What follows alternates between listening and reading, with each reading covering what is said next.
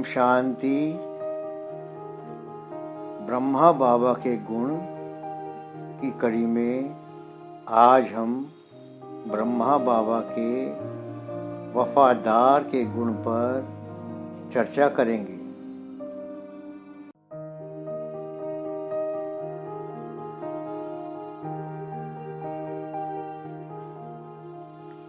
ब्रह्मा बाबा का मुंबई में ऑपरेशन होना था।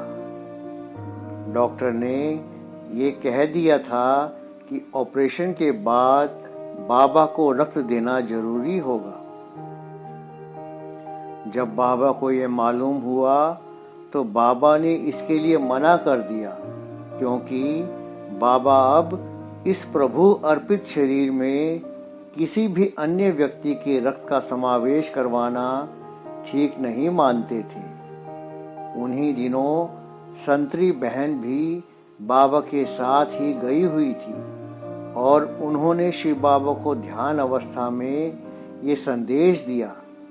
तब शिव बाबा ने ये संदेश भेजा कि मेरे साकार रथ को कहना कि मैं स्वयं ही रक्त का शुद्धिकरण करूंगा, इसलिए वे इस बात को स्वीकार कर लें। तब साकार बाबा ने शिव बाबा का संदेश मान लिया।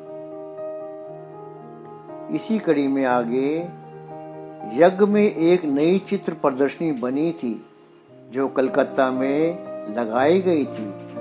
अहमदाबाद से कुछ माताओं ने कलकत्ता जाकर प्रदर्शनी देखी। सेवा देखने के बाद उन्होंने बाबा से कहा कि बाबा प्रदर्शनी बहुत अच्छी है, हमारे यहाँ भी होनी चाहिए। उस समय उन माताओं के यहाँ सेंटर नहीं था।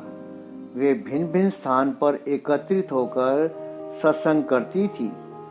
बाबा के डायरेक्शन अनुसार माताओं ने मिलकर प्रदर्शनी की जगह का सारा प्रबंध किया। सभी ने अपने धन के सहयोग से धूमधाम से 15 दिन तक प्रदर्शनी चलाई, जिसका समाचार रोज बाबा को सुनाते थे।